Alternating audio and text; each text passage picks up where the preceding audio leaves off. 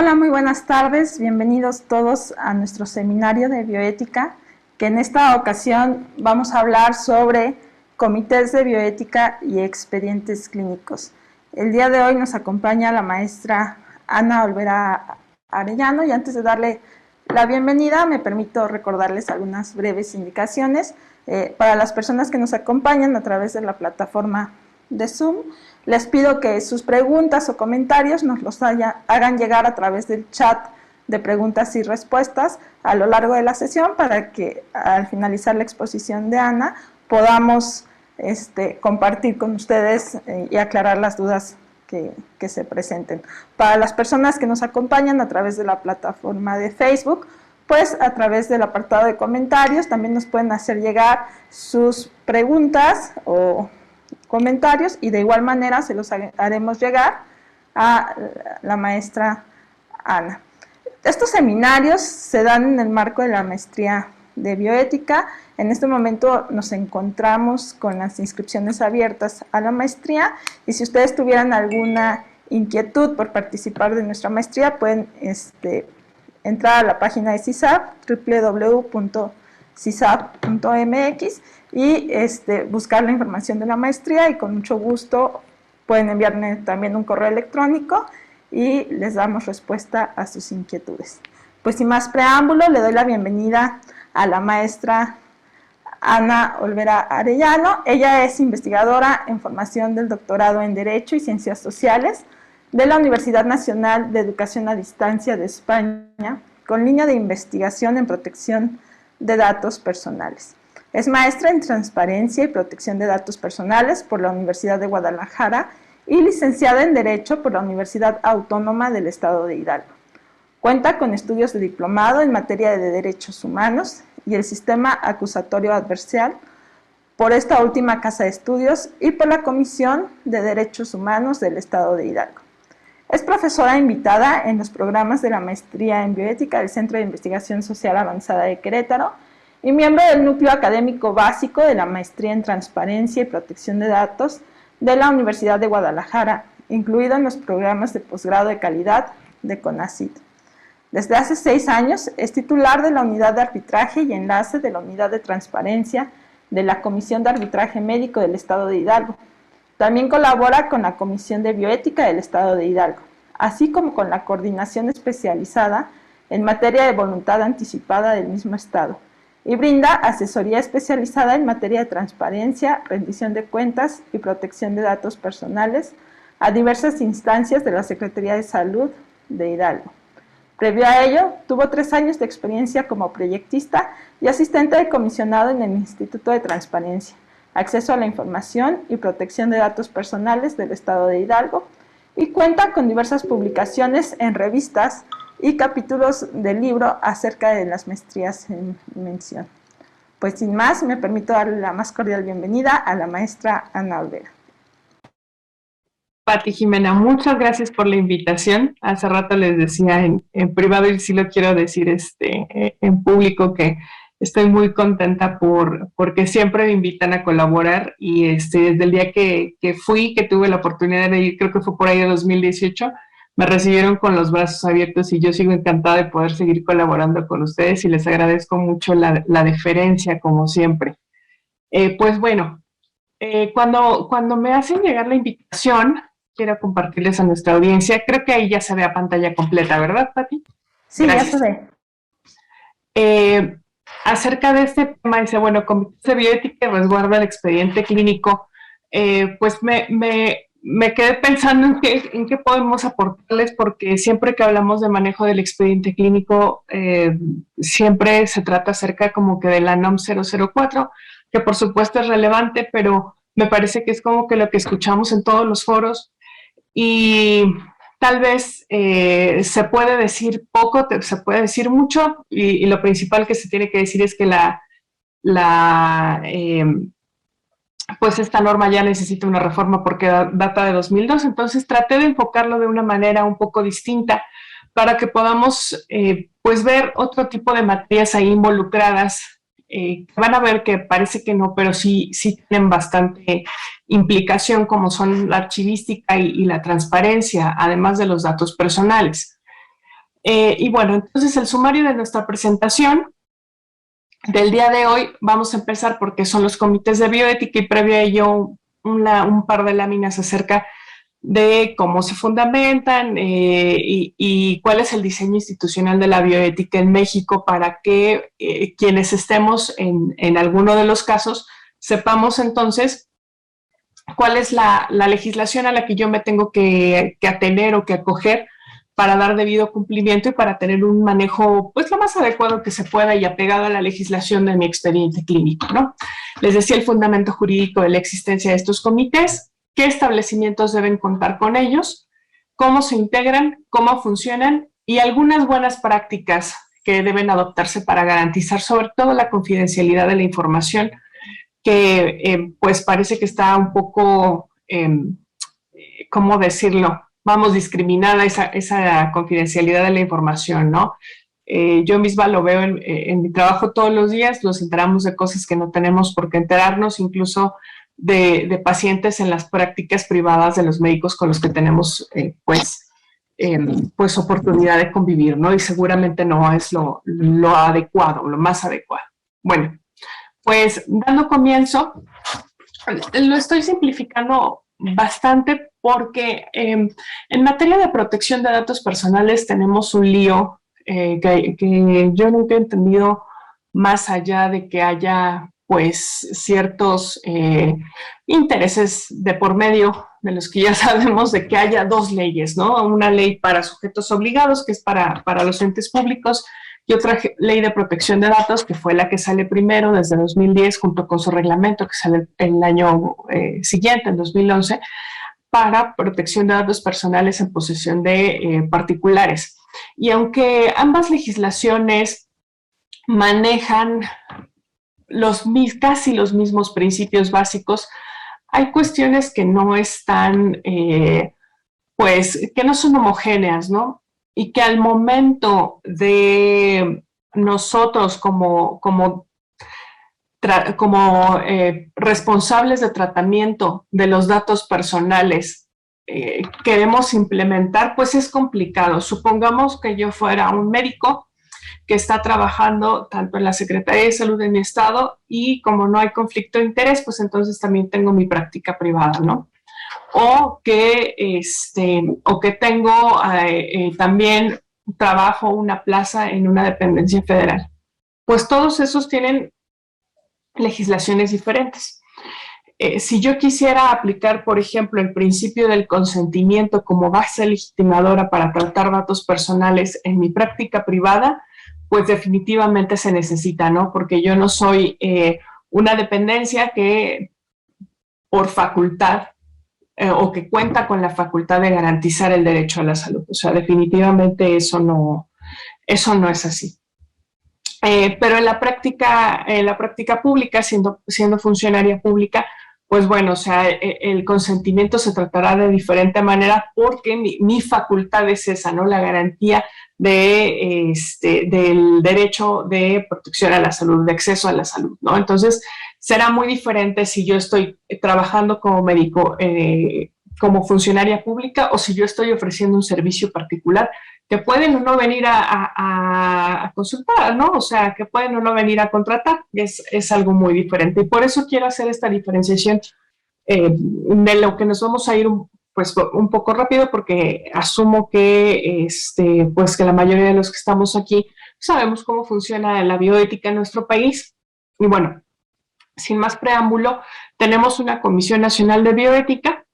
¿Y por qué la pongo al mismo o a la par de las comisiones estatales de bioética? Porque si bien es cierto que las comisiones estatales cuentan con algunas facultades que son de coadyuvancia, establecer las políticas públicas en la materia que tiene la bioética, pues no por eso está subordinado, ¿no? Más bien son algunas facultades, digámoslo así, que son residuales, pero no quiere decir que una esté subordinada a la otra, al contrario. Porque estas comisiones tienen diferentes, digamos que formas jurídicas de haber sido creada. Por ejemplo, el Estado de Hidalgo, nuestra comisión es una dependencia, pero es interinstitucional, es una instancia interinstitucional. Y la Conbioética es un órgano desconcentrado de la Secretaría de Salud, ¿no? Entonces, ahí hay diferencias a lo mejor un poco sutiles en cuanto a quién se le rinden cuentas principalmente, de quién baja las órdenes, etcétera, pero que existen, ¿no? Y me gusta mencionarlo para que vean que no hay dependencia de una y de otra. La única dependencia que se tiene entre comisiones estatales y la Conbioética, pues es una estrecha colaboración que la Conbioética ha venido fomentando desde ya sus 2 décadas de existencia. Entonces, eso sí es importante destacarlo, pero vamos, no hay una subordinación jurídica como tal, ¿no? Y bueno, acá abajo, como pueden ustedes observar, tengo a los comités de bioética e investigación, los hospitalarios de bioética y estos rositas de por acá, ahora se los explico. ¿Por qué los pongo completamente dependientes de la Conbioética? No porque dependan jerárquicamente, pero sí para que no perdamos de vista. Estos 2 son los comités que llamamos de bioética, los que nos convocan a la cita de hoy, los comités de ética en investigación y los hospitalarios de bioética. Y los ponemos con esta rayita de subordinación porque es la Conbioética y nadie más los que nos da pues los permisos, digamos, que de funcionamiento. Se me fue el término ahorita, pero bueno, nos dan estas pues acreditaciones para que podamos tener nuestros comités en las instituciones que más adelante vamos a ver en un par de diapositivas más. No las dan las comisiones estatales de bioética, si bien es cierto que quienes pertenecemos a ellas, pues hacemos una labor de acompañamiento al registro, sobre todo verificamos que a petición obviamente de los comités, de los integrantes de los comités, verificamos sobre todo que los requisitos vayan bien, que vayan de buena manera, hacemos gestiones de acercamiento con la Conbioética, que de verdad les juro y les garantizo que no hacen mucha falta porque la gente de la Conbioética es muy cercana y muy preocupada para hacer este tipo de gestiones. Pero bueno, eso es a lo que nosotros los apoyamos, porque luego existe esa confusión. Nosotros no damos esos registros que ustedes incluso pueden consultar en la página de la Conbioética, es información pública para que puedan acercarse a cualquiera de los comités del que sea su interés o su necesidad, acercarse de los que están con registro vigente. Entonces eso lo pueden encontrar en la página de la Conbioética, entran a la sección de comités de bioética, le dan clic y ahí hay 2 grandes apartados para cada uno de los comités y ahí pueden encontrar muchísima información, principalmente la que nos ocupa ahora son los registros para que si tienen algún dilema bioético y su unidad no cuenta, aunque debería, con comité hospitalario de bioética, pues puedan llegar al más cercano. Y estos 2 que tengo aquí, los comités de ética en investigación, los comités de investigación, los ponemos con una rayita puntuada porque son muy, tienen relación, digamos que, pues laboral, de funcional con los comités de ética en investigación, porque antes de que yo pertenezco a un comité de ética en investigación, entonces, perdón si hablo en primera persona, bueno, antes de que a los comités de ética en investigación nos pasen un protocolo, pues ya tendrá que venir pues validado por el comité de investigación, ¿no? Que explora ya más la parte científica y ahora les digo que exploramos en comités de ética en investigación. Pero este comité, también existe mucha confusión de que, bueno, tendría que ser como esta triada y pues no es así. Este comité no es un comité de bioética como tal, nada más son estos 2. Pero me gusta incluirlo porque normalmente pues suele ser una duda que tenemos. Su existencia está prevista en el artículo 98, fracción segunda de la Ley General de Salud, de hecho desde el 41 bis. Vamos a ver más adelante el por qué, y el registro lo da la COFEPRIS, ¿no? Este es un órgano pues coadyuvante, pues, el Comité de Ética en Investigación también será coadyuvante al Comité de Investigación y sobre todo a los investigadores que quieran llevar a cabo investigación, sobre todo en seres humanos. Bueno, fundamento jurídico. Pues ya sabemos que hay pues varios pues instrumentos normativos institucionales como el reporte Belmont, como el Código de Nuremberg, el Convenio de Oviedo, la Declaración de Helsinki. Pero les decía, lo estoy tratando como de bajar al ámbito local para que nosotros seamos pues muy conscientes de qué es lo que tendríamos que estar obedeciendo y que nos situemos en la realidad en la que estemos viviendo en este momento. Que ustedes puedan ser capaces de decir, claro, o sea, esto a mí me aplica en este momento por esto, por aquello. Bueno, entonces el fundamento jurídico de su existencia está en la Ley General de Salud. En la Ley General de Salud, en el artículo 41 bis, ahí me faltó el bis, el 41 bis, pues está en la fracción primera, está el Comité Hospitalario de Bioética y el Comité de Ética en Investigación en el 41 bis, fracción segunda, y en el 98, fracción segunda, porque en el primer párrafo de ese artículo menciona que además de estos comités estarán o será obligatorio que las instituciones, estas instituciones, tengan comités de bioética y son los establecimientos del Sistema Nacional de Salud. Y tenemos aquí en México, yo siempre he pensado que tenemos la fortuna de tener un Sistema Nacional de Salud unificado, que no está partido ni nada, sino que es un solo sistema de salud que incluye el sector público, el sector privado y el sector social, ¿no? Entonces, recapitulando estas tres láminas, recordemos, comités hospitalarios de bioética, comités de bioética, perdón, solamente son los de ética en investigación y los hospitalarios de bioética. Su fundamento jurídico está en la Ley General de Salud. Y la Ley General de Salud, en los artículos que tenemos ahí, que son 41 bis, acuérdense, 41 bis, ellos establecen la obligación de contar con comités de bioética, recuérdense cuáles son, y son estos establecimientos del Sistema Nacional de Salud, ¿no? El sector público, el sector privado y el sector social. Bueno, pues ya teniendo establecido esto, como recordatorio nada más, acuérdense que el sector público puede ser federal o puede ser local, y tenemos al sector privado y el sector social. ¿De qué va a depender si cumplimos, por ejemplo, con reglamentación o con normatividad en materia de protección de datos personales o en materia de transparencia, por si estamos un poco confundidos con el sector social? Pues depende mucho de lo que la propia ley establezca, de lo que las propias leyes establezcan.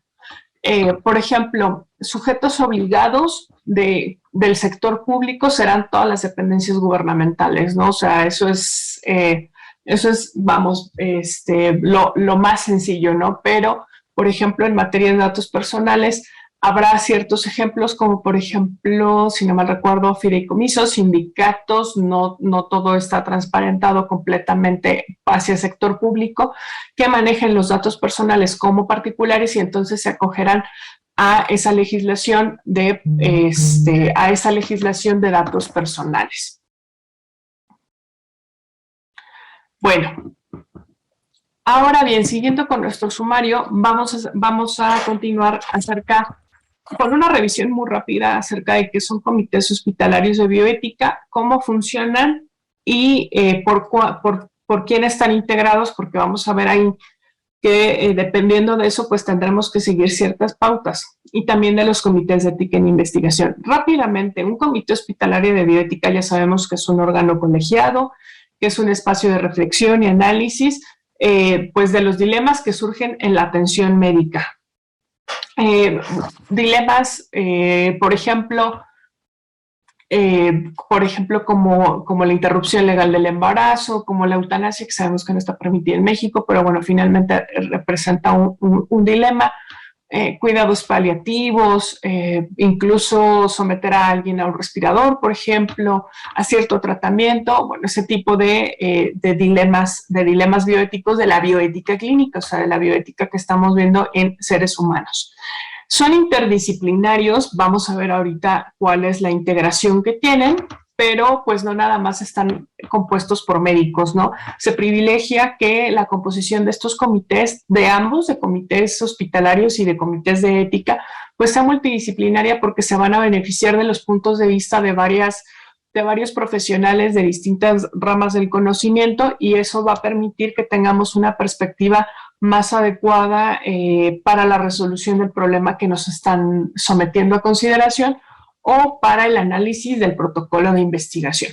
Y una característica que tienen los comités hospitalarios de bioética, que se me hace incluso distintiva, es que, bueno, son dos en realidad. Una, que son consultivos, es decir, que, como decimos los abogados, actúan a petición de parte, o sea, no actúan de oficio. No, quien integra un comité hospitalario de bioética o un comité hospitalario de bioética no va buscando dilemas bioéticos, sino que únicamente actúa es justo eso, petición de parte, porque recibe solicitudes.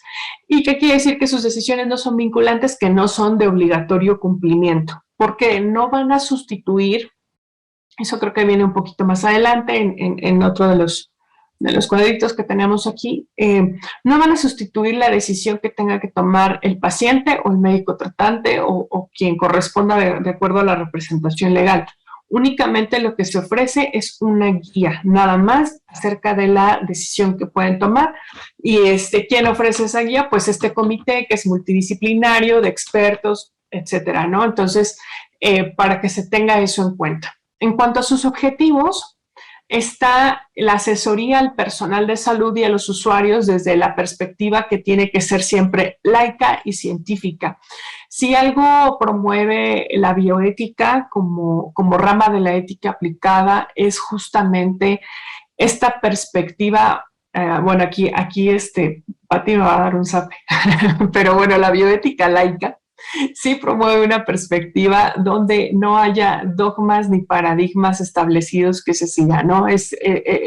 Por eso lo específico con una cuestión de bioética laica, ¿no? Y que tiene que ser científica, tiene que ser progresista, buscando siempre el beneficio de las personas y de la humanidad, sin sacrificar su dignidad, que eso lo vamos a ver un poco más acentuado en la ética en investigación, sin sacrificar su dignidad, pero tampoco sacrificando los progresos científicos que se puedan ir encontrando, ¿no? Justamente trata eso, de equilibrarlos, de encontrar ese justo medio que permita el progreso científico.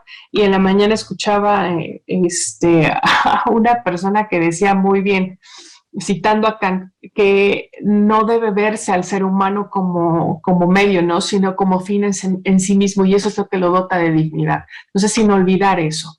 Y bueno, también en este caso los comités hospitalarios fungen como foro para la reflexión de problemas y casos bioéticos, que es, digamos que la función no principal, pero sí la que tenemos más identificada para este tipo de órganos colegiados.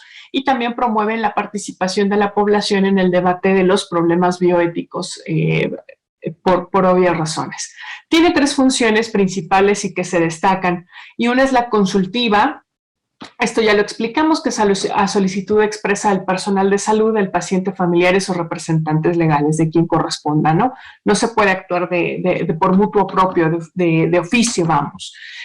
Tiene una función también que es orientadora, porque permite anticiparse a posibles conflictos de interés. Y aquí ya llegamos a una palabra clave de la presentación que quiero que tengan muy en cuenta, porque esta presentación, más que a datos personales o a una cuestión más de ambiente clínico, médico, quiero orientarla mucho hacia la transparencia y la rendición de cuentas, porque estas características siempre son relegadas, siempre son hechas a un lado, y yo de verdad soy una convencida, no porque esté en la maestría en transparencia, pero yo de verdad soy una convencida de que si transparentáramos los procesos y rindiéramos cuentas como se deben, de verdad que otro gallo cantaría, no solamente para este tipo de instancias, sino para todo el país.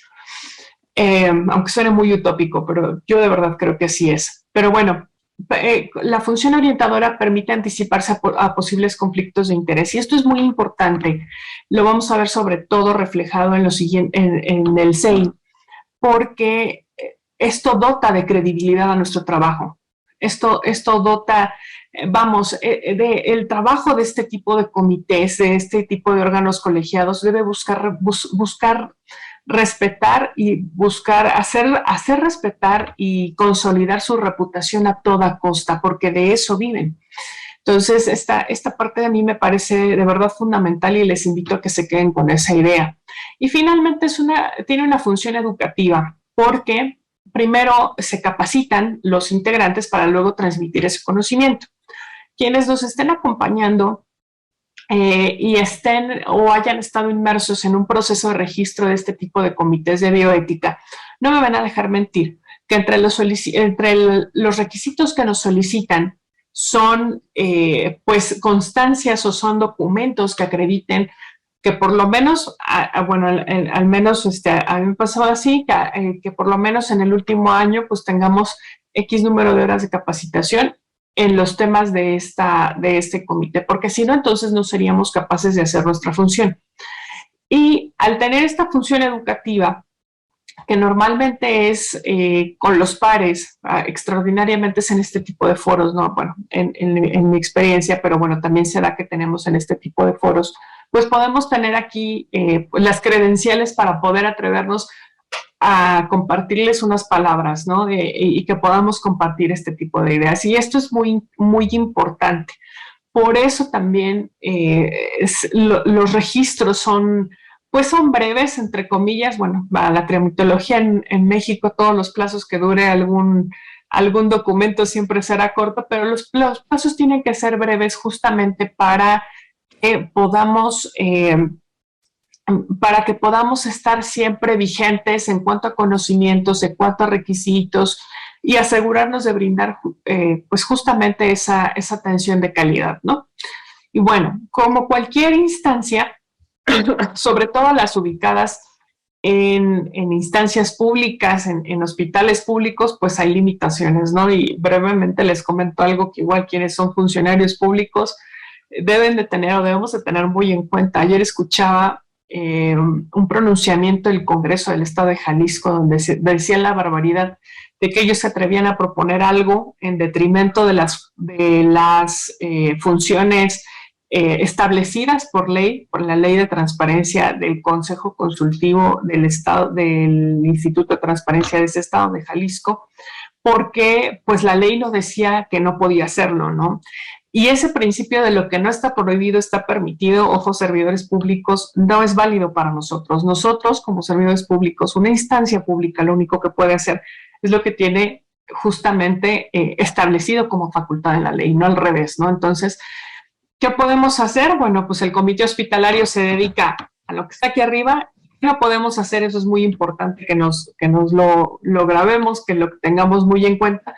Pues un comité hospitalario no puede suplir la toma de decisiones clínicas, porque justamente por eso su función es consultiva y para eso están creados. Ese es su diseño institucional para cumplir ese fin. Su fin será ser un espacio de reflexión y análisis, ser consultivo y que sus decisiones no sean vinculantes, porque el fin no es suplir a la toma de decisiones de quien corresponda. El fin es nada más orientador, ¿no? Y eso debemos de tenerlo muy en cuenta, pensar en la institución en la que estemos, esto del diseño institucional bueno, yo lo ubico más hacia la rendición de cuentas. Podemos pensarlo en instituciones públicas o instituciones privadas. Y si nosotros pensamos en el fin que tenemos que cumplir, sí que pensamos que el fin justifica los medios, por supuesto, bueno, nos dará ideas de los medios de los que podemos nosotros hacer acopio para poder cumplir ese fin institucional, ¿no? ¿Qué otra cosa? Intervienen solo a petición de parte. Esta es otra limitación, como les comentaba hace rato. Esto que sí es muy importante. No son competentes ni para analizar o sancionar la negligencia médica y tampoco tratan asuntos laborales, administrativos o legales. Tampoco son grupos activistas o políticos. Para ello habrá otro tipo de instancias, ¿no? Por ejemplo, y hago un comercial rápido en mi trabajo, para analizar o ni siquiera para analizar o sancionar negligencia médica, pero si yo tengo una inquietud o tengo una duda o tengo una queja acerca de la manera en la que mi médico tratante me trató, valga la redundancia, pues entonces me acerco a una comisión de arbitraje médico, ¿no? Como medio alterno de solución de controversias, antes de llegar a interponer una denuncia o a interponer una demanda en mi juzgado civil de referencia, por ejemplo. Si tengo un asunto laboral, pues dependerá de qué asunto, pero a lo mejor primero, si tengo la suerte de ser sindicalizada, me acercaré a mi sindicato, me acercaré a la autoridad laboral, etcétera. Si tengo un asunto administrativo, una queja o algo así, pues a lo mejor primero tendré que acercarme a mi Contraloría, ¿no? En este caso me acercaría a la Contraloría de la Secretaría de Salud, por ejemplo. Entonces hay que tener bien identificados para qué son cada instancia. Tampoco les decía son grupos activistas o políticos, no abrazan ningún tipo de ideología, al contrario, lo que quieren es, pues, justamente esa función orientadora, ¿no? Y algo muy importante, porque siempre está esa confusión estriba, no revisan protocolos de investigación. ¿Por qué no lo hacen? Pues porque para eso está creado, ese es el fin institucional para el que fue creado el Comité de Ética en Investigación. Bueno, listo. ¿Cómo se integran? Deben de tener un presidente y vocales, de los cuales se selecciona uno para tener un secretario, y uno de esos vocales también podrá o tendrá que ser por lo menos un miembro externo a la organización. Entonces, aquí tenemos el primer dilema en materia de protección de datos personales. Pensemos que yo estoy en el Hospital General de Pachuca, entonces soy un sujeto obligado de la Ley General, de la Ley de Protección de Datos Personales en posesión de sujetos obligados del Estado de Hidalgo, pero tengo mi comité de bioética, mi comité hospitalario de bioética. Sin embargo, aquí la reglamentación me está pidiendo que por lo menos uno de los miembros sea externo a la organización, y yo invito a, pues no sé, se me ocurre a un psicólogo, un abogado, a un profesional que es externo a la organización, pero que pues es de extracción particular, ¿no? O sea, a lo mejor se dedica a estos temas y le gustan, sé que no le va a importar que sea un trabajo honorario, que sea de mucha dedicación y que no vaya a recibir de remuneración más que la satisfacción del deber cumplido y las gracias, ¿no? Entonces, pues yo lo invito. Y ahí tenemos una cuestión, porque los datos personales, bueno, los datos personales están siendo tratados también por un particular, y digamos que está integrado, está así tal cual integrado en un organismo, en un ente público. Pues el responsable del tratamiento seguirá siendo el hospital público, ¿no? Que esta cuestión no nos engañe, porque el vocal es parte de esa institución pública. Entonces tendríamos que seguir los mandatos de esta legislación en materia de sujetos obligados. ¿Qué va a pasar ahí? Pues que toda la responsabilidad pues la lleva la responsabilidad, por supuesto, la lleva el hospital, pero que pues si el vocal se pasa de listo o está haciendo por ahí filtraciones, pues bueno, tendrá que proceder a las sanciones por ser parte de ese comité, que es pues en este caso pues un organismo público, ¿no?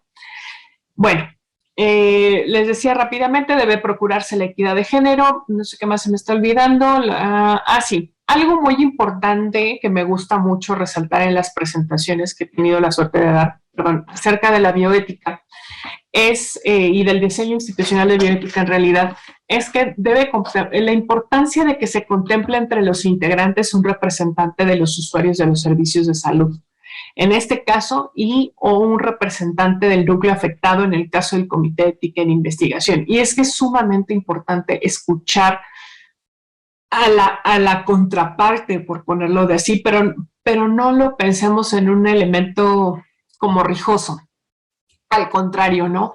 Sino que es muy importante escuchar quién está del otro lado de la mesa.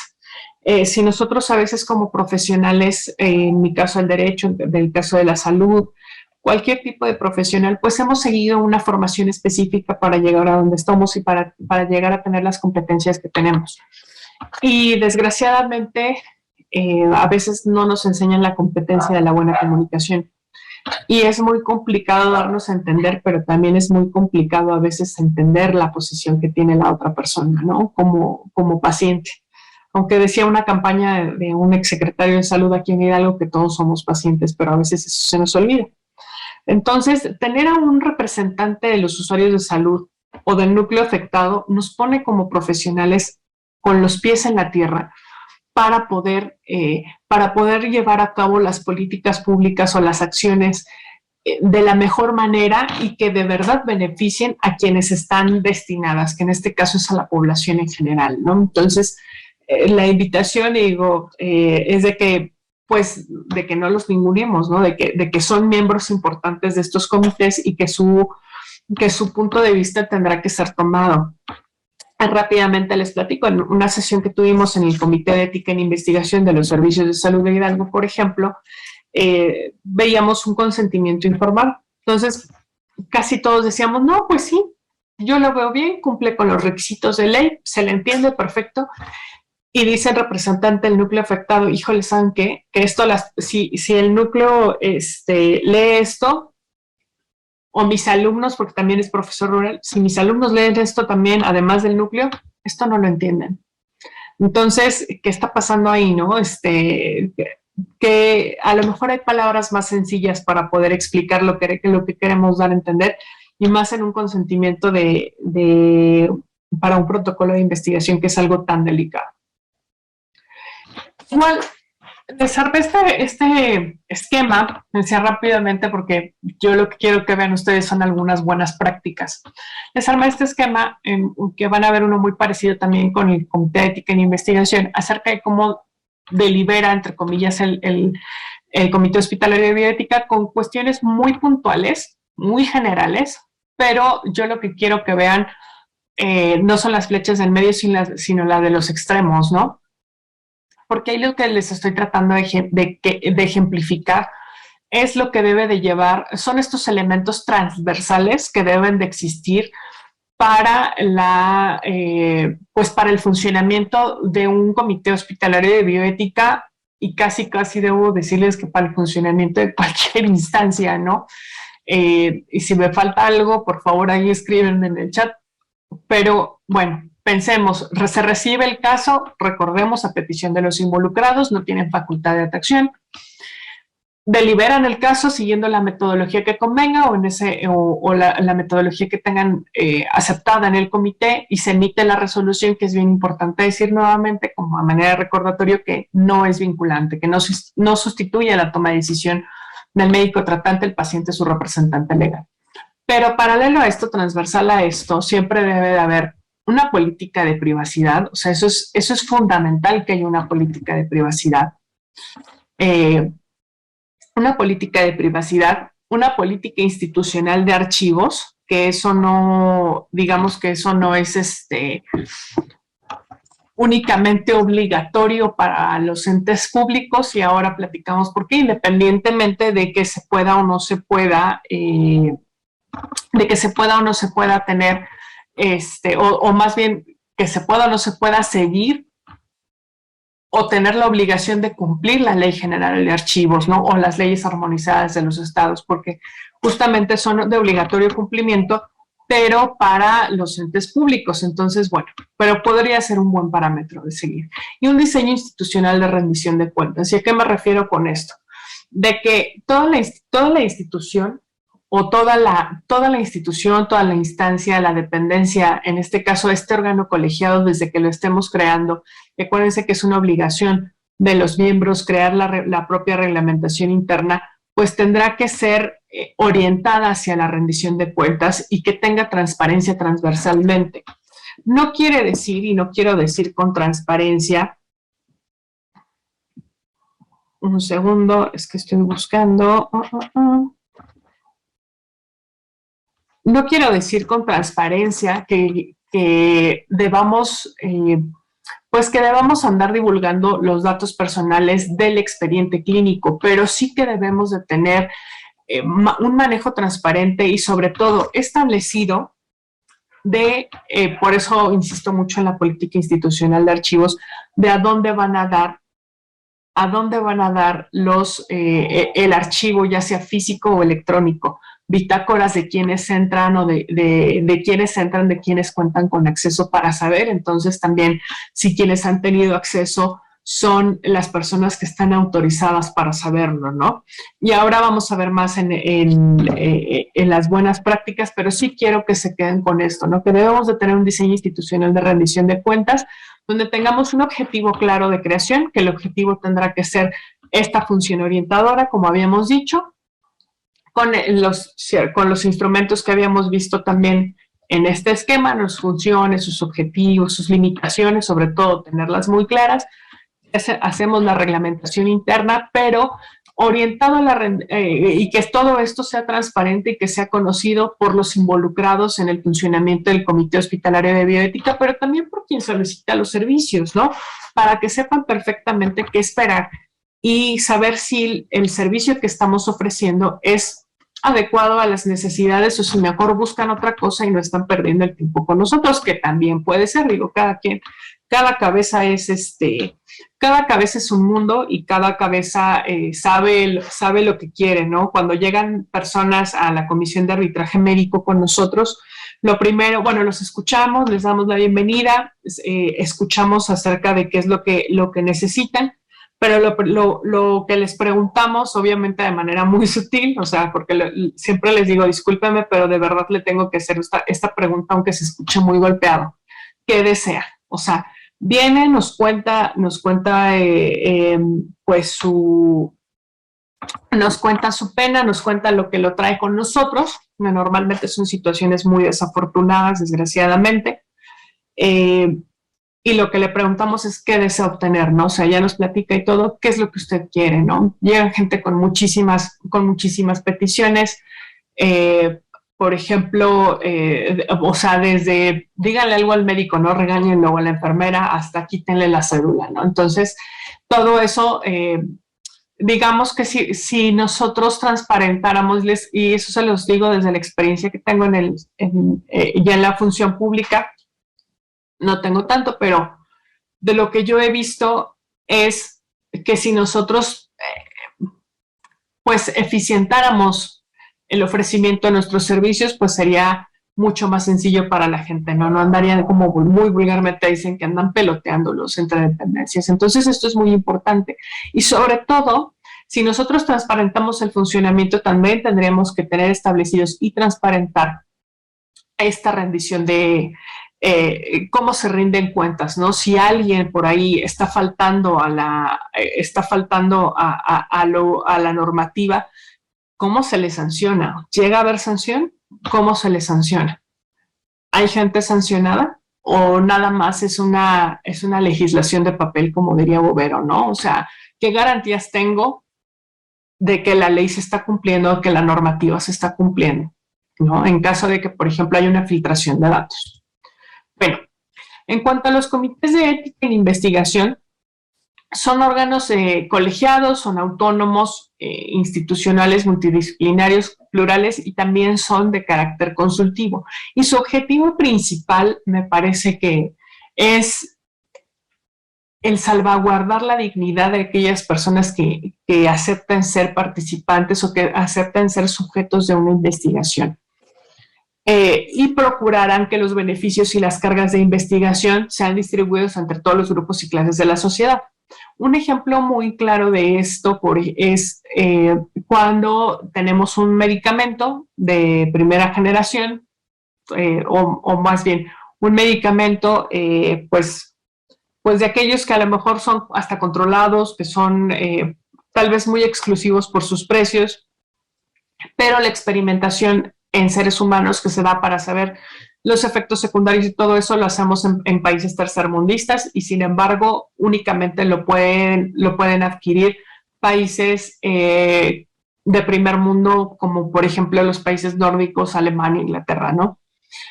Y la experimentación se está haciendo en algún país africano, por ejemplo. Entonces, los comités de ética en investigación se encargan de vigilar que no suceda.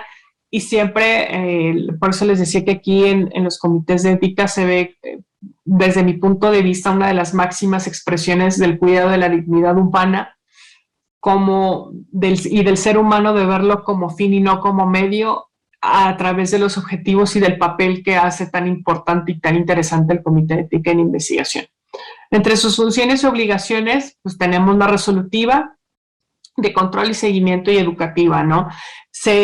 Vamos a ver más adelante un esquema con las flechas muy similar, van a ver cómo funciona, pero bueno, se tiene ese seguimiento, ¿no? Se da ese seguimiento de los protocolos que se han aprobado y también como función para proteger a los participantes en la investigación, también se puede, se supervisa y se puede evaluar la suspensión de ese protocolo de investigación si se piensa que no es correcto el funcionamiento, ¿no? Y también se reciben y evalúan las solicitudes de uso de tratamientos de urgencia en condiciones que amenazan la vida de una persona. Y entre las condiciones limitantes para su uso, con las razones que ya explicamos antes, aquí vamos a ver muy marcado esta cuestión de protección de datos, transparencia y rendición de cuentas. ¿Por qué? primero se evitan los conflictos de interés en la evaluación de los protocolos. ¿Cómo se evitan estos conflictos de interés? Por ejemplo, su presidenta no puede ser parte del cuerpo directivo del establecimiento al que pertenece. Los gastos de operación sí son financiados por el establecimiento, pero los quienes integramos comités de ética en investigación, como los hospitalarios, trabajamos por el gusto de hacerlo. O sea, no recibimos ningún tipo de remuneración económica o en especie. ¿Para qué? Para que nosotros podamos garantizar que se está examinando con un piso parejo, y que la investigación es válida a todas luces, ¿no? Porque si se llega a checar un conflicto de interés en este sentido, por mucho que la investigación esté metodológicamente correcta, esto se va a poner en tela de duda y no es no es el objetivo, ¿no? de ello. Entonces eso es muy importante que lo tengamos en cuenta.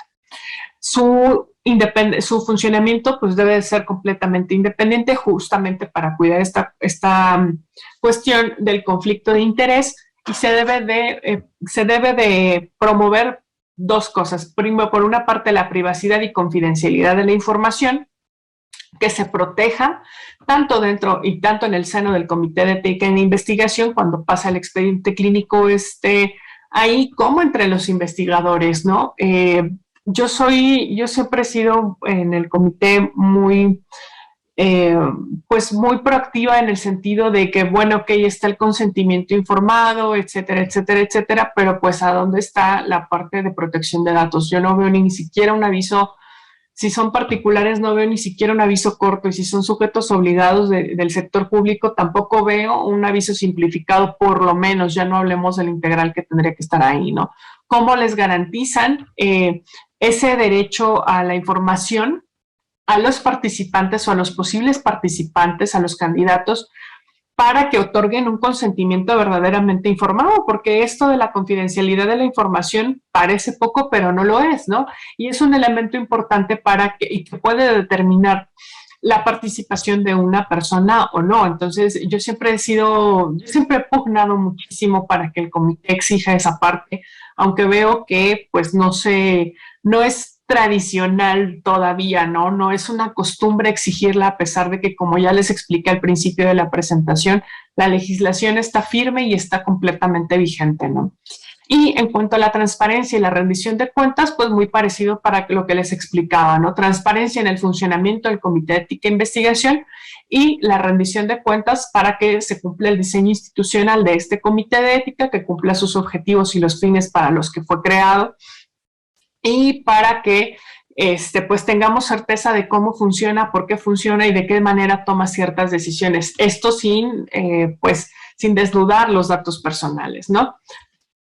La integración, recordemos que es multidisciplinaria, se puede poner a consideración la ampliación de la integración dependiendo de las necesidades, lo que les comentaba el presidente. Vocales tienen que ser por lo menos 4, de ahí seleccionan a quien pueda ser el vocal secretario, y se incluye a una persona que represente los intereses de los sujetos de investigación. Eso es bien importante, por lo que ya les había mencionado hace rato. Un proceso de su deliberación, rápidamente pues se recepciona el caso, se hacen revisiones del protocolo, se aprueba o no se aprueba el protocolo, y para garantizar los derechos humanos y dignidad de los participantes se da el seguimiento del protocolo que se ha aprobado, teniendo en cuenta todo esto que les estoy comentando, ¿no? Que debemos de tener una política de privacidad, una política institucional de archivos y un diseño institucional de rendición de cuentas.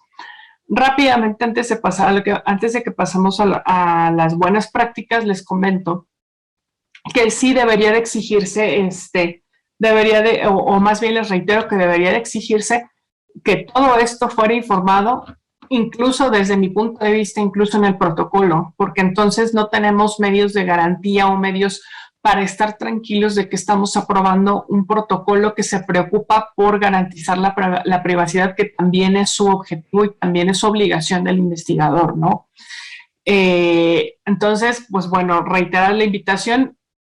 Esa es mi postura personal. Yo creo que sí debería de hacérseles exigibles, aunque veo que no es tan tradicional, y cuando uno menciona este tema, pues a veces no es como tan bien visto, ¿no? Por decirlo de alguna manera. Bueno, en cuanto a algunas buenas prácticas Dentro de los comités de bioética, tendría que haber primero el cumplimiento de las normas oficiales mexicanas. Recordemos que estos comités dependen de establecimientos. Luego entonces, y este cumplimiento va mucho con la política institucional de archivos. Las normas oficiales mexicanas, la 004 del expediente clínico electrónico y la 024 del manejo de sistemas y registros electrónicos de salud, de los IRES, de los famosísimos IRES, aunque datan desde 2012 y por supuesto que ya necesitan una revisada, ya necesitan una actualizada, o sea, eso nadie lo pone en tela de discusión. No quiere decir que no estén vigentes, son normas perfectamente vigentes y aplicables.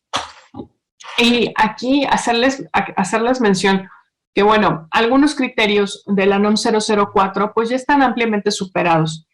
Por ejemplo, ese acceso que se les daba, o que más bien que no se le daba al titular de los datos personales, porque desde mi punto de vista se malinterpretaba esta cuestión de que únicamente se puede dar información verbal y nada por escrito, ¿no?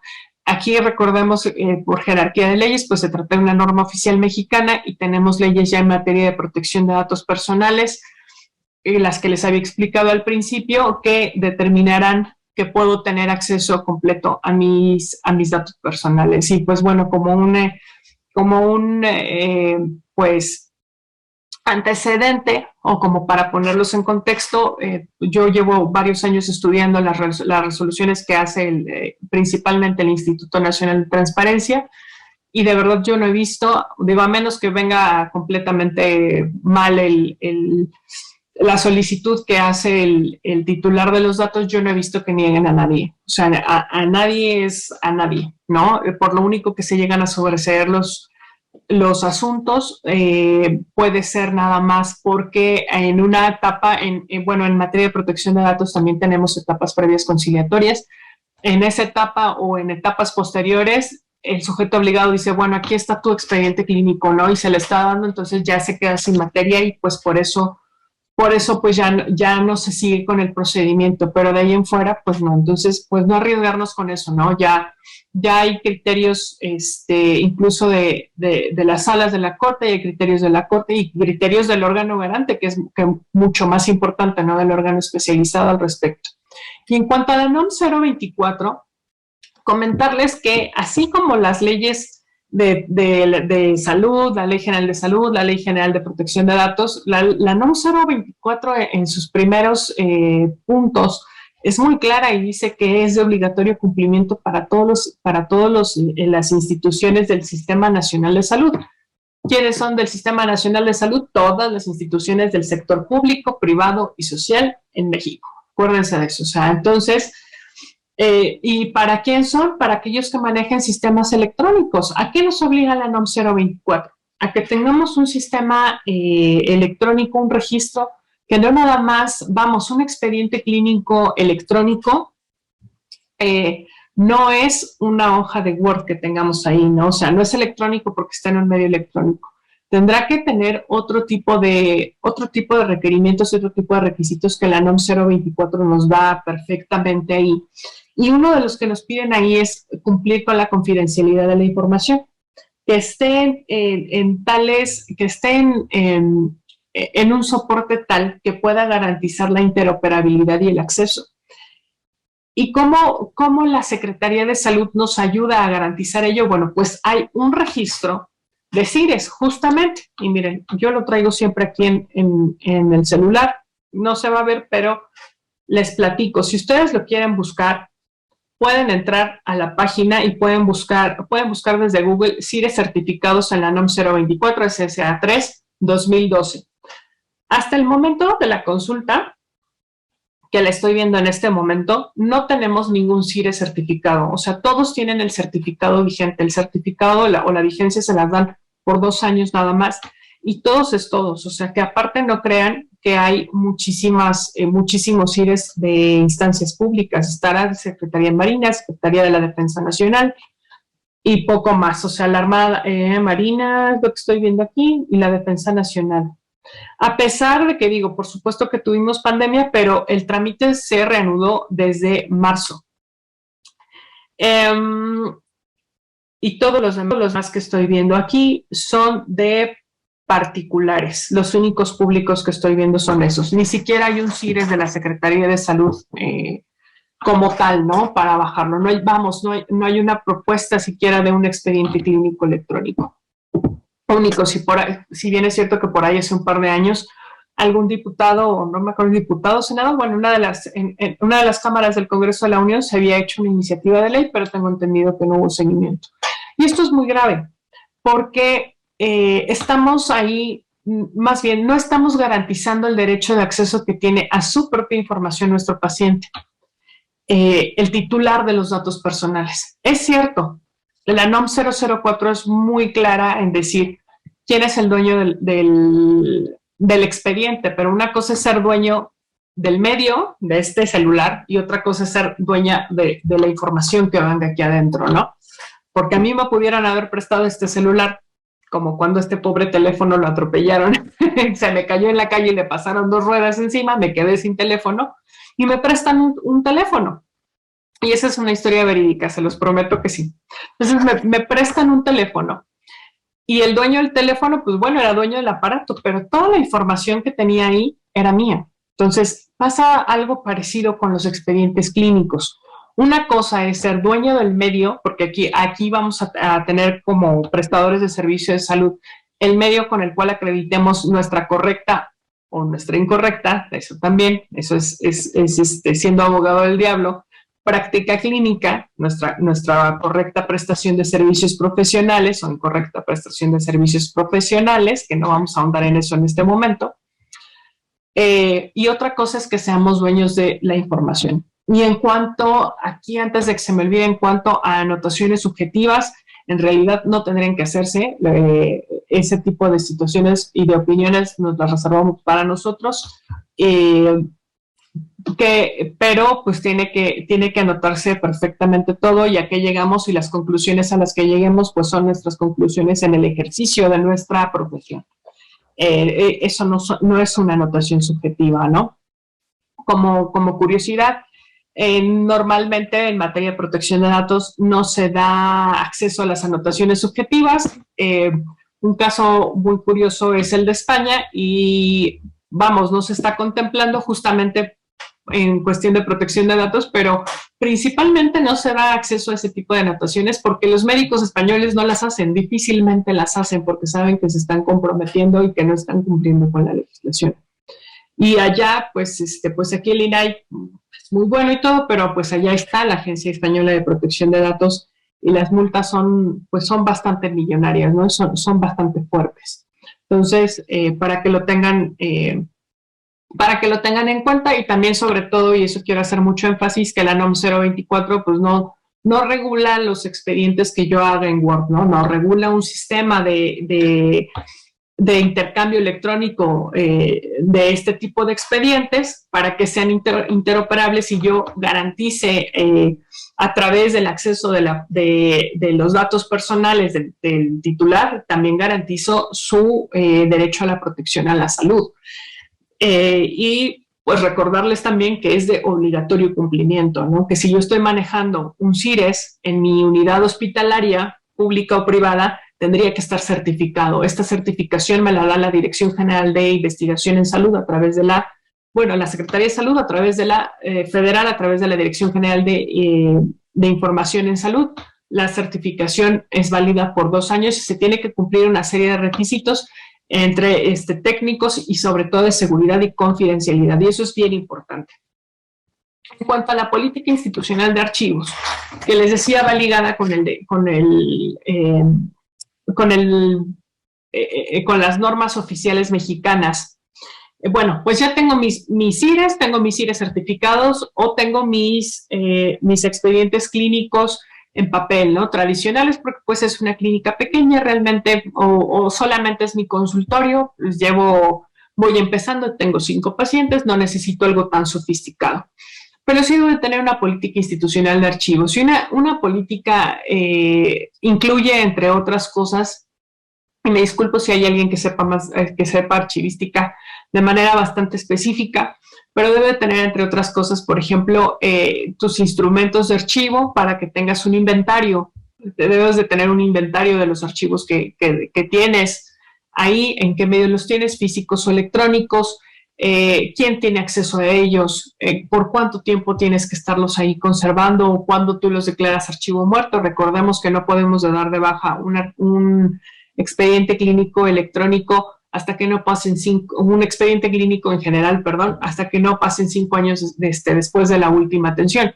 Y ese es, trayendo otro dato a colación, esa es una de las, pues de las causas por las que nosotros no podemos garantizar en un momento dado el derecho de cancelación de los datos personales si no ha pasado ese tiempo que señala la ley como mandato, ¿no? Que son 5 años en el caso de expedientes clínicos.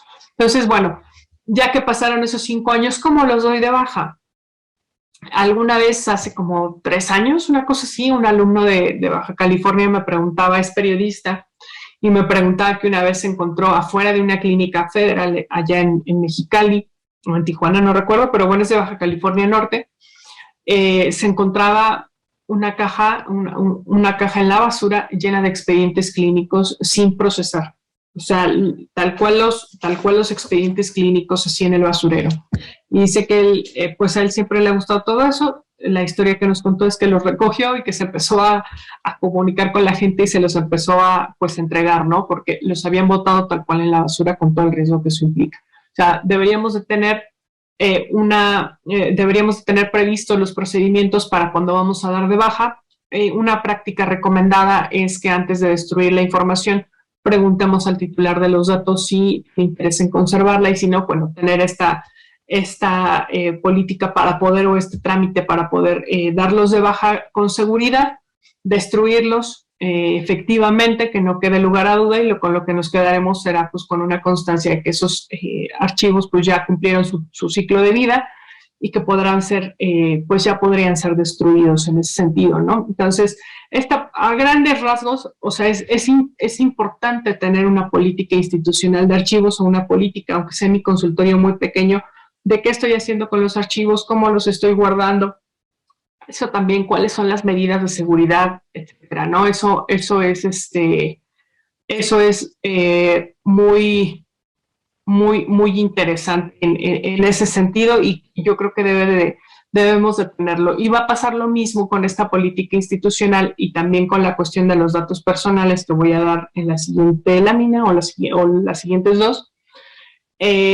Porque si nosotros tenemos este diagrama de flujo de quién interviene en qué, vamos a tener perfectamente determinado en qué momento pasa el expediente clínico al Comité Hospitalario de Bioética o al Comité de Ética en Investigación, quién lo manipula, quién tiene acceso a ello, y eso es muy importante en materia de seguridad de la información.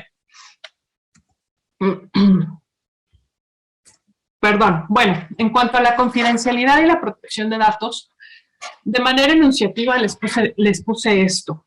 Elaboración de avisos de privacidad, que desde mi gusto tendría que ser o sea, debemos acompañar un protocolo de investigación, sobre todo con el consentimiento, la forma de consentimiento, pero también con el aviso de privacidad, porque estamos ahí garantizando su derecho de información, ¿no? En cuanto a comités hospitalarios de bioética, lo mismo. ¿Por qué? Cuando llega un usuario de servicios de salud, lo que quiere es esto, justamente restablecer su salud o pues en la medida de lo posible. Que se dé una situación de comité hospitalario de bioética, pues es realmente extraordinario. Comité de ética en investigación, en caso de que se pueda someter a un tratamiento experimental, pues es realmente es una cuestión extraordinaria. Luego, entonces, esto quiere decir que no es la finalidad principal para la que se están recabando esos datos, que es justamente brindarles la atención médica. Entonces, yo creo que en este sentido, en ese momento debería explicársele nuevamente, bueno, los datos que ya recabamos, le estamos explicando que tenemos este servicio, tenemos el Comité Hospitalario de Bioética, y los van a conocer estas personas que no necesariamente, que seguramente no es así, porque si no, no tendría caso que intervinieran, que no son parte de su equipo de médicos tratantes o que no es su médico tratante, porque estamos justamente pidiendo otra opinión. Entonces, lo conoce tal persona, se requiere para tales fines, únicamente se les va a dar acceso para tal, y el tratamiento de ellos acaba hasta que nos dan una resolución, ¿no? Y se acabó. Nada más. Entonces, eso es muy interesante que lo tengamos, pero un aviso de privacidad desde mi punto de vista es la punta del iceberg de todo el trabajo que se hace atrás para lograrlo. ¿Por qué? Porque en el aviso vamos a decir quién está dando tratamiento, los datos que se recaban, para qué fines, la temporalidad de tratamiento, que garantizamos derechos ARCO, los mecanismos para garantizarlos, ARCO, en el caso de los sujetos obligados, que son acceso, rectificación, cancelación, oposición, y en la cuestión pública, la portabilidad de datos personales y cómo nosotros los estamos garantizando. Medios de impugnación, si pueden consultar una página de internet, si hay cookies o no hay cookies, por ejemplo, etcétera. Entonces, cuando nosotros tenemos pues ya ese documento armado, que no es tan sencillo como pareciera serlo, o sea, a pesar de que el INAI tiene muy buenos generadores de avisos de privacidad, ese documento, desde mi punto de vista, representa el trabajo que hay detrás del experto de privacidad o del equipo legal de la unidad hospitalaria. Porque para que yo determine ciertos procedimientos, debo de tener seguramente ahí ya determinado alguien que haga, a un equipo legal que esté designado para que haga los seguimientos. Por ejemplo, para que yo pida avisos de privacidad, para que yo pida, los datos para comités hospitalarios de bioética, entonces debo tener instalado un comité hospitalario de bioética. No sé si me explico, creo que no, pero a lo que quiero llegar es que debe de haber un entramado institucional y un entramado de flujogramas y de procesos y de procedimientos institucionales para que nosotros podamos establecer quién es responsable de qué en el aviso de privacidad. Y luego entonces, atrás del aviso de privacidad debemos de tener todos los 4 puntos que están hacia abajo. Una política de privacidad integral que además de los avisos y además de formatos, que más o menos es lo que, si ustedes van a un despacho, es lo que a lo mejor lo primero que les van a ofrecer, más que los formatos para ejercer los derechos ARCO, debe de haber establecido un sistema de gestión de protección de datos personales. Y cumplir con principios y cumplir con deberes, y uno de los más importantes es el deber de seguridad. Y fíjense nada más, por ejemplo, el artículo 33, que es lo que estaba buscando hace rato aquí en el teléfono, de la Ley General de Protección de Datos, dice que, nos enuncia por lo menos 8 actividades interrelacionadas para establecer y mantener las medidas de seguridad para protección de datos personales. Por ejemplo, crear políticas internas para gestión y tratamiento de los datos personales. Tenemos que tener en cuenta ahí el contexto en el que ocurren los tratamientos, porque aparentemente todos los datos personales pueden ser sensibles, puede que sí, puede que no, en realidad tendríamos que someterlo al contexto, y el ciclo de vida de los datos personales, o sea, desde que lo obtengo, cuando le estoy dando tratamiento y su posterior supresión, y eso ¿a poco no le suena conocido con nuestra política institucional de archivos? Bueno, eso está íntimamente relacionado. Tienes que definir las funciones y obligaciones del personal involucrado en el tratamiento, quién tiene acceso a qué y hasta qué nivel, ¿no?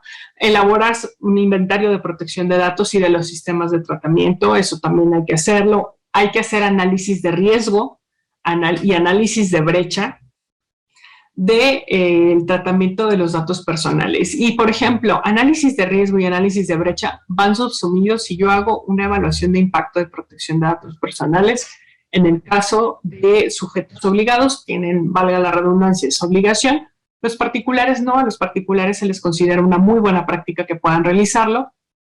¿En qué caso tenemos que hacerlo? Cuando se estén tratando, por ejemplo, datos personales sensibles o cuando yo esté tratando datos personales masivos.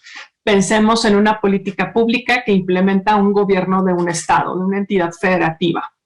Se me ocurre un ejemplo que está aquí en Hidalgo, que quieren tratar datos acerca de fallecidos para hacer un mausoleo en homenaje a las personas fallecidas, pero quieren que aparezcan los nombres. No tengo exactamente la cifra de cuántas personas han muerto, pero pensemos que eso lo elevamos a una escala federal, que son decenas de miles los fallecidos. Eso es un tratamiento de datos masivo. Y hay datos personales sensibles, porque también estamos relacionando ahí y haciendo susceptible de discriminación porque mi familiar murió de COVID, justamente las familias. Y para eso se tiene que hacer una evaluación de impacto de protección de datos, que tiene que incluir muchas cosas de lo que les estoy comentando aquí. Análisis de brecha, se comparan las medidas de seguridad existentes contra las faltantes para la organización del responsable, y el análisis de riesgo, considerando todas las amenazas y vulnerabilidades que puedan existir para los datos personales y los recursos involucrados en su tratamiento. Entonces, todo eso lo tiene que llevar el ciclo de vida, etcétera. Y el documento de seguridad. Ese documento de seguridad, esta ley de protección de datos, vean lo que dice. El artículo 35 trae por lo menos, como mínimo, 8 puntos. Primero, el inventario de datos personales y sus sistemas de tratamiento. Ojo, el documento de seguridad también es parte de la evaluación de impacto. 2, las funciones y obligaciones de las personas que tratan datos personales. 3, el análisis de riesgo. 4, el análisis de brecha. 5, el plan de trabajo. Este plan de trabajo de protección de datos debe de estarse revisando por lo menos cuando haya, por ejemplo, alguna vulneración de seguridad, cuando se produzcan pues unas modificaciones a los fines del tratamiento, por ejemplo, pero si no hay nada de esto, por lo menos tendría que ser cada año, extraordinariamente cada 2 años, que se esté revisando para poderlo mantener actualizado y perfectamente funcionando para evitar alguna eventualidad, ¿no? ¿Qué otra cosa debe decir? Los mecanismos del monitoreo y revisión de las medidas de seguridad y el programa general de capacitación. Todo eso es un recurso independiente que integrará pues este sistema de gestión, ¿no? Una política de privacidad, para que vean que de verdad un aviso de privacidad, elaborarlo, es solamente la punta del iceberg. El aviso de privacidad, digamos que es el final de la carrera. O sea, ustedes van a ver el final de foto, pero detrás de una carrera yo pensé en una carrera de caballos, pero pensemos en una carrera de atletismo.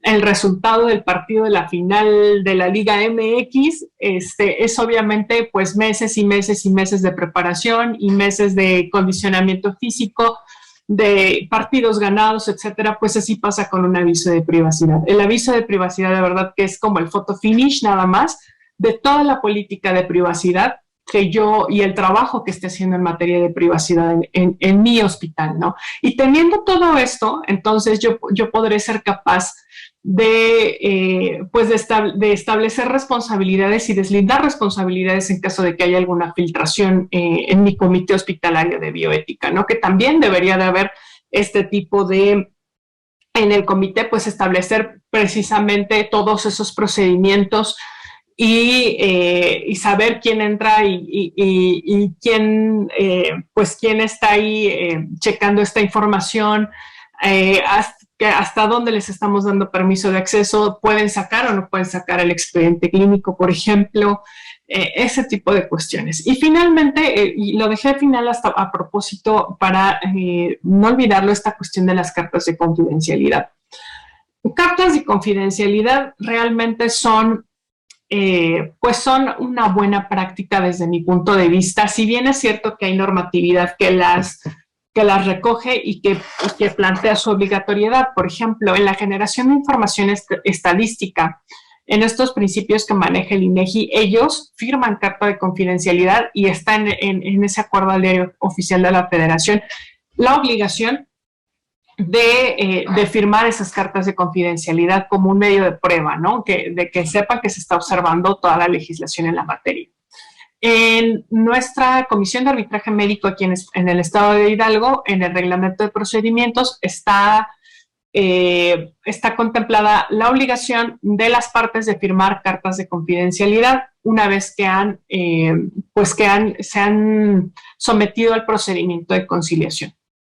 Y así podemos encontrar, pero en realidad desde mi punto de vista, son solamente una buena práctica que sí es cierto, nos pueden servir en una visita de verificación del INAI para acreditar, o de nuestro órgano garante, para acreditar que sí estamos dando a conocer cuáles son las obligaciones, ¿no? Y que en algún momento dado, pues se les está capacitando, etcétera. Pero, pues, recordemos un principio fundamental, porque por acá algunas personas me preguntaban que si no firmaban cartas de confidencialidad, pues no había problema, podían sacar información de expedientes clínicos. Le dije, a ver, una cosa es que no firmes cartas de confidencialidad, que nada más es una buena intención, y otra cosa es que se te olvide que la Ley General de Protección de Datos, la Ley del Estado de Hidalgo, la de Protección de Datos, en tu práctica privada, la Ley Federal de Protección de Datos y su reglamento, más todos los acuerdos del Sistema Nacional de Transparencia son de obligatorio cumplimiento. O sea, y para eso yo no necesito firmar una carta de confidencialidad, y eso también quiero como que se lo lleven, ¿no? Bueno, en cuanto al diseño institucional para la rendición de cuentas, y ya con esto estamos culminando, les puse estas 3 palabras, porque el diseño institucional, bueno, tiene muchísimo más de trasfondo, pero debería implementarse. Para que tenga una implementación efectiva, tiene que ser implementada a través de un liderazgo. Y el liderazgo debe de hacer suya este diseño institucional, y debe de apropiárselo y demostrar que este liderazgo cumple también con este diseño institucional y con la legislación, porque si no, nadie lo va a seguir.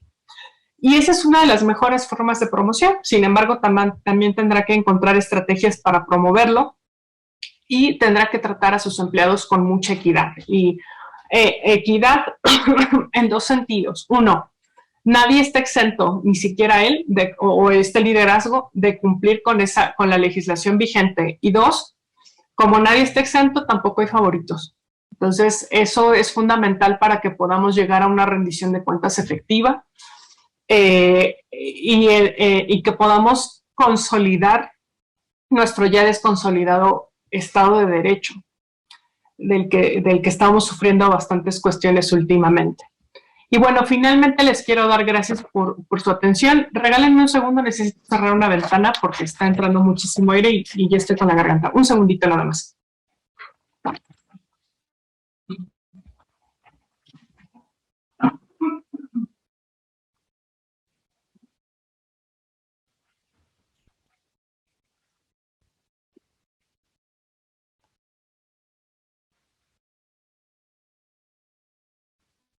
Perdón, les decía, muchísimas gracias por su atención. Espero que esta presentación les haya sido de utilidad. Cualquier cosa, estoy a sus órdenes a través del CISAB, con muchísimo gusto.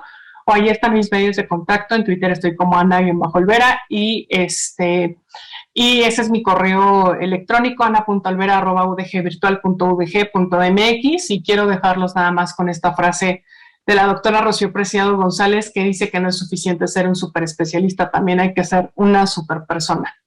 Y pues nada, muchísimas gracias. Estoy a sus órdenes para lo que se ofrezca. Muchísimas gracias, maestra Ana, te agradecemos tan excelente presentación.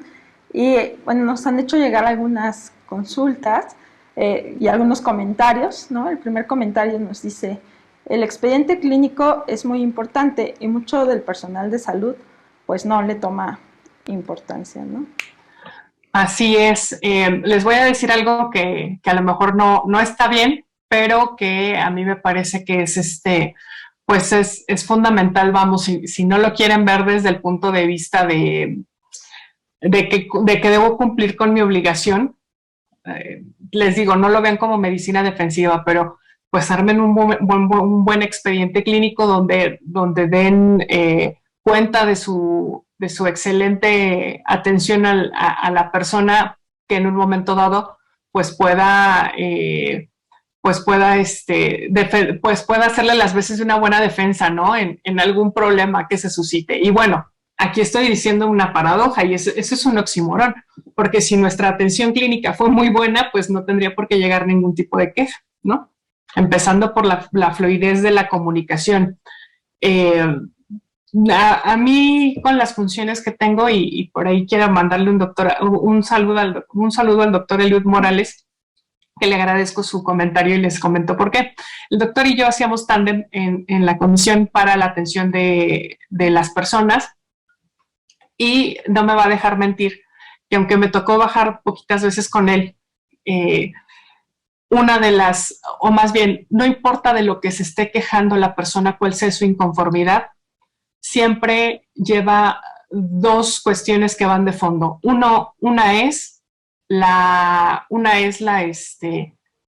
no me dan información, y no me dan información no es acerca de, y la otra es que no me dan acceso al expediente clínico, pero no me informan. O sea, muchas de las cosas que llegan a comisiones de arbitraje médico son cuestiones que pudieron haberse evitado si hubiera una plática y una relación muy fluida entre médico y paciente, que no sea paternalista, ¿no? Donde se le trate con mucho respeto al usuario de los servicios de salud. Muchas gracias por el comentario, Ana. También me hicieron llegar otra pregunta que dice, con respecto a los comités de bioética, ¿qué recomiendas, los archivos electrónicos o los archivos físicos? Y en el caso de los archivos físicos, ¿cuál sería el mínimo de papelería que se debe de tener dentro del archivo del comité, ¿no? En esta cuestión de ahorrar recursos y ser amables con el medio ambiente. ¿Cuál recomiendo? No recomiendo uno en específico. Yo a lo que atendería sería a cuáles son las posibilidades de mi institución. Si mi institución está en posibilidades de tener un muy buen gestor de archivos electrónicos, pues adelante, ¿no? Porque, ¿qué quiere decir? Que si yo me estoy aventurando a esto, soy capaz de garantizar sobre todo la seguridad de la información, que eso no es tarea fácil. O sea, garantizar la seguridad de la información no quiere decir nada más tener un ventilador con el servidor o tenerlo bajo llave y tener un extintor. O sea, ni guardar el disco de respaldo junto al servidor y que se me incendie todo el respaldo, porque pasa, es ridículo, pero de verdad que pasa. Entonces, ¿a cuál yo me acogería? Dependiendo las capacidades. Les decía, ¿no? Pensemos en mi muy humilde despacho que pongo a la disposición de ustedes. Yo tengo 3 clientes, o sea, doy asesorías muy puntuales. No necesito un sistema tan elaborado, pero sí es mejor tenerlo en papel. En mi caso particular, a lo mejor tampoco tengo ni siquiera los recursos, ¿no? Es mejor tenerlo perfectamente estructurado con los recursos que yo pueda pagar, pero sobre todo eso, garantizando seguridad de la información. Y me decías una segunda parte de esa pregunta, Pati, pero ya no la recuerdo y no la anoté. Te decía que es en el sentido de los archivos físicos, que es lo mínimo que se debe de tener para ser amigables con el ambiente, con el medio ambiente. Pues no es cuestión de ser, bueno, sí, tenemos que buscar una cuestión de ser amigable con el medio ambiente, imprimiendo 2 caras, usando papel reciclado, yo lo sé, pero más que ser amigables con el medio ambiente es cuestión de cumplir con la legislación vigente, ¿no? Y con las pautas que nos da la Conbioética para este tipo de comités. Les mencionaba algo hablando del medio ambiente, muy, muy interesante, porque hay empresas que se dedican a esta disposición final de los archivos. Seguramente ustedes como institución lo saben, Pati. ¿Qué haces? O sea, contratas y le dices, ¿sabes qué? Pues necesito esto, yo ya estoy segura que ese archivo lo puedo dar de baja, lo que malamente llamamos siempre archivo muerto, aunque no esté muerto. Decía una ex jefa, quien aprecio mucho, el archivo está más vivo que nunca, y más ahora en estos tiempos de transparencia.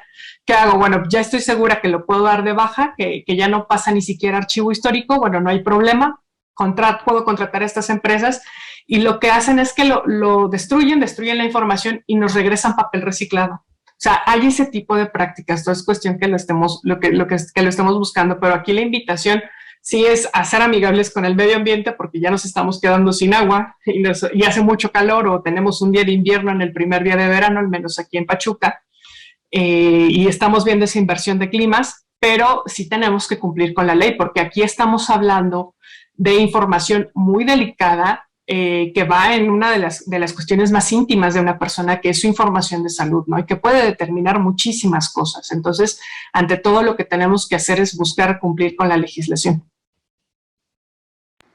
Sí, muchísimas gracias. Te voy a leer otro comentario de aquí de la plataforma de Zoom que dice, siendo los integrantes del comité personal de salud de varias áreas, ¿usted considera que se pueden otorgar las facilidades para sesionar por parte de la autoridad? Pues no solo se pueden, se deberían otorgar las facilidades. Ese es el problema y ese es uno de los grandes obstáculos que hemos visto desde la Comisión Estatal de Bioética, por la que no llegan a consolidarse los comités de bioética en general. Y por acá me voy a tomar el atrevimiento de leer, Patti, porque se concatena con lo que acabamos de decir, lo que dice Xochitl Rangel, de que dice que muchas veces el comité de bioética es solo algo administrativo, no están tampoco al pendiente ni de los expedientes, ni de las sesiones, ni siquiera saben cómo sesionar un dilema bioético, ni siquiera saben para qué les hablan, ¿no? O sea, lo ven, acá está otra persona a la que le mando saludos, a la doctora Berta Godínez, y hace rato en la tarde en la oficina decía, es que tenemos comititis, o algo así decía esa amiga. Es cierto, o sea, tenemos un montón de comités y tenemos un montón de instancias y no sabemos ni para qué fueron creadas, pero lo más sencillo es eso, ¿no? Pasar actas porque me las va a pedir Contraloría o me las va a pedir la Auditoría del Estado, la Superior de la Federación, y yo con esto estoy cumpliendo. Les voy a contar algo rápidamente. Por ejemplo, acá, no voy a decir cómo, ni quién, ni por qué, pero ustedes saben que una publicación en un periódico oficial del Estado pues es de obligatorio cumplimiento. Y con eso se cumple con la difusión. Que no conozcamos al periódico oficial del Estado es otra cosa, o al diario oficial de la Federación. Bueno, pues por acá hicieron firmar a algunas personas ese compromiso de cumplimiento de códigos de ética. Exactamente, Pati. Cuando a mí me lo pasaron, pues hice la misma cara. O sea, ¿por qué? Porque justamente como dice Xochitl, y le doy toda la razón, es que es solo algo administrativo y no estamos viendo los fines, ¿no? Y sobre todo en el servicio público se me hace algo muy triste porque no estamos cumpliendo para lo que estamos ahí. Nadie nos obligó a entrar, ¿no? Por un sueldo, una cama y alimento cada 15 días, con algo muy cómodo, con prestaciones que no todos tienen la suerte de tener y que lo vimos ahora, sobre todo en época de pandemia con tanta gente desempleada. Tendríamos que estar sirviendo a esa gente para que no se quede sin empleo, ¿no? Efectivamente, relacionado a esto de los expedientes y de los comités, hay dos comentarios. Uno que nos dice, ¿cómo se puede controlar la alteración de los expedientes digitales? Y el otro, bueno, si quieres contestarnos y te hago el otro. Bueno, sí, perfecto. La alteración de los expedientes digitales. Normalmente en la programación de los expedientes se hacen en la alteración. En la programación de los expedientes se hacen o se dejan los controles suficientes para que pueda ser rastreable quién entra o quién no entra al expediente, quién lo consulte, quién puede estarlo alterando. Un ejemplo que a mí me gusta mucho, porque van a ver desde dilemas bioéticos y cuestiones de privacidad en uno solo, es algo que pasó en España, si no mal recuerdo fue en Oviedo, por ahí de 2015-2016, y fue muy sonado, porque una paciente, me parece que era una paciente psiquiátrica, llega con una reclamación a la Agencia Española de Protección de Datos, pidiendo que se sancione una intromisión en su expediente clínico, nada más que la intromisión la hizo su mamá, que trabajaba ahí mismo, nada más que como ellas no se llevaban bien, a la señora se le hizo, que también era profesional de ahí, se le hizo fácil entrar con sus claves para enterarse de la situación de su hija de salud, que pues era grave, ¿no? Pero la hija, como no se llevaban bien, pues no quería que supieran, no quería que estuvieran involucradas. Ella mayor de edad, ¿no? Entonces, y se le sanciona. Ese tipo de cuestiones, son fácilmente rastreables si se hace una buena programación del expediente clínico electrónico y sin problemas se puede rastrear y sobre todo se puede prevenir.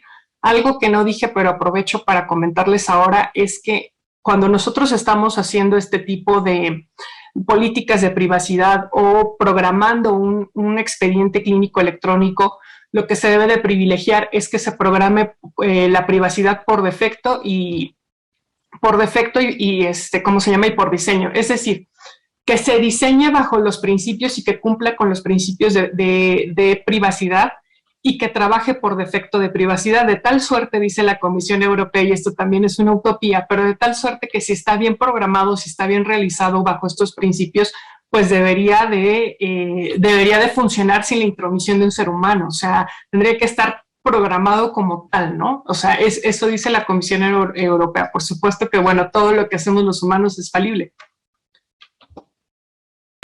Efectivamente. El otro comentario decía, dice, no debería realizarse una actualización a la legislación actual en materia de investigación y relación al almacenamiento de información en archivo físico. Completamente de acuerdo, pero pues bueno, como saben, a veces las cuestiones tecnológicas y pues nos exceden y nos exceden mucho, y ustedes saben, y si no, espero que tengan una idea, porque es tardarnos otra hora que no tenemos, de cómo funciona un proceso legislativo, que es bastante tardado, ¿no? Les decía, a razón de la investigación que estoy haciendo, me enteré de esta propuesta que tenía sus bemoles como todo, pero se me hace una buena propuesta por el simple hecho de que lo estaban poniendo en la mesa, ¿no? De hacer un expediente clínico electrónico único. No recuerdo ni siquiera de qué bancada, y discúlpenme porque se me fue ahorita si es de la Cámara de Diputados o la de Senadores. Casi estoy segura que es de la de los senadores. Aquí está la congeladora. ¿Por qué? ¿Por qué está en la congeladora? Desgraciadamente, creo que aquí tiene mucho que ver en cuestión de rendición de cuentas la voluntad política, desgraciadamente. O sea, y si no me conviene a mi grupo parlamentario, o si en este momento no me conviene porque me va a mover otras aguas, y yo lo que quiero es que se inaugure el puente atirantado, por ejemplo, que acaban de inaugurar aquí, o que vean que si estoy pavimentando la calle de acá atrás de la casa de ustedes, o estoy arreglando acá el río, el drenaje del río, las avenidas, no lo sé. O sea, yo quiero que se vea esto, yo no quiero que se vea esto otro, ¿no? El doctor Eliud me decía, igual los días pasados que charlábamos de temas de estos, es que es obra intangible, maestra. Dice, entonces, como no es un puente, como no es una pavimentación, la gente no lo ve de primera mano. Pero yo le comentaba, y me atrevo a comentarles a ustedes ahorita esto, de que creo que les falta un poco de visión, ¿no? Porque si a lo mejor no es una obra tangible en este momento, pero va a ser tangible en nuestra vida, garantizando el derecho a la salud a futuro, ¿no? Y no nada más para nuestra generación, para las siguientes, y eso nos pondría en un muy buen lugar, pero bueno, por algo no tengo un puesto directivo, a lo mejor soy muy, muy utópica y todavía estoy joven, Pati, es lo que pasa. Yo creo que muchos soñamos así, ¿no? Sí.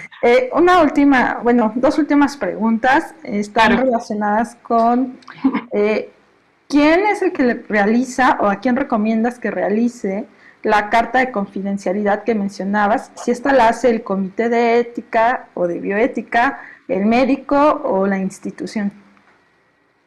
Tendría que hacerla, ojo, cuando entramos a los comités, con bioética nos pide cartas de confidencialidad, para eso nos dan ciertas pautas, pero tendría que hacerla la institución, porque nos estamos obligando ante la institución. Y obviamente, perdón, Pati, pero esto es que parece una obviedad, pero no lo es. De verdad, acérquense a su equipo jurídico. De veras, o sea, vale la pena que no nos inventemos nada. Así como ustedes nos dicen que no nos automediquemos, lo mismo, o sea, acérquense a su equipo, a su equipo jurídico, ¿no? Y si el equipo jurídico a lo mejor no sabe, pero bueno, si no, busquen a alguien que sepa de privacidad en este sentido, porque sí es bastante útil. En este mismo sentido, a la pregunta anterior, ¿cuál sería el mecanismo para que un comité realizara la rendición de cuentas? Depende del mecanismo que el propio comité haga. Acuérdense que una de las facultades que tiene el comité y de las obligaciones que tiene el comité es hacer sus propios mecanismos de autorregulación, su reglamento interno. Entonces, pues que sea apegado a una cuestión por ejemplo, si fuera pensamos en un comité de bioética de un hospital público, por ejemplo, pues tendría que ser apegado a la legislación en materia de transparencia o la legislación que nos lleve a rendir cuentas. Si fuera una cuestión privada, pues podría tomar esta legislación que aunque no le es aplicable por las cuestiones que ya sabemos, pero podría tomarlo como una cuestión de práctica, como buena práctica, ¿no? Para poder llegar a cabo a eso. ¿Qué se debe de perseguir con la rendición de cuentas? Que se cumple el fin para el que la institución fue, o para el que en este caso este órgano colegiado fue diseñado, ¿no? Y buscar los mecanismos que nos lleven a cumplir ese fin, que no se desvirtúe el uso de este comité, para que no sea pues nada más hecho para, o como decía Xochitl, para cuestiones meramente administrativas, ¿no? Sino que de verdad se cumpla el funcionamiento y que quienes participen pues no vayan a perder una hora de su tiempo y a regalar firmas nada más, sino que de verdad se involucren, porque además estos temas son muy bonitos, ¿no? Y creo que si nos involucráramos más todos, pues eficientaríamos también la función y el servicio que demos, ya sea público o privado. Muchas gracias, maestra Ana. Has puesto sobre la mesa temas muy importantes que difícilmente se escuchan en otros foros sobre el expediente clínico y son los relacionados con la rendición de cuentas, la transparencia y el manejo del archivo que deben de tener los comités, o que los comités deben de ser los encargados del resguardo precisamente de esta información. No me queda más que hacerte llegar las felicitaciones de los asistentes, que dicen, bueno, y coincido con ellos, que ha sido una excelente ponencia y que es un honor escucharte y aprender de ti. Muchísimas gracias, Ana, y pues esperamos colaborar próximamente para seguir aprendiendo. Muchas gracias, Pati. Muchas gracias, Jimena, también por la invitación y que no se olvidan de su servidora. Yo gustosa. Ojalá que ya nos podamos ver en persona muy pronto. Esperemos que así sea. Pues no me queda más que agradecer a nuestros asistentes la participación en este seminario web, pedirles que sigan al pendiente de nuestras redes sociales, en las cuales se publican las próximas actividades que tendremos en CISAP y específicamente en la División de Bioética, en esta continuidad de los seminarios web, y aquellos que estén interesados en estudiar la maestría en bioética en CISAP, los invito a que visiten nuestra página y ahí encontrarán toda la información. Muy buenas noches y muchísimas gracias. Al contrario, que estén todos muy bien. Muchas gracias por el espacio.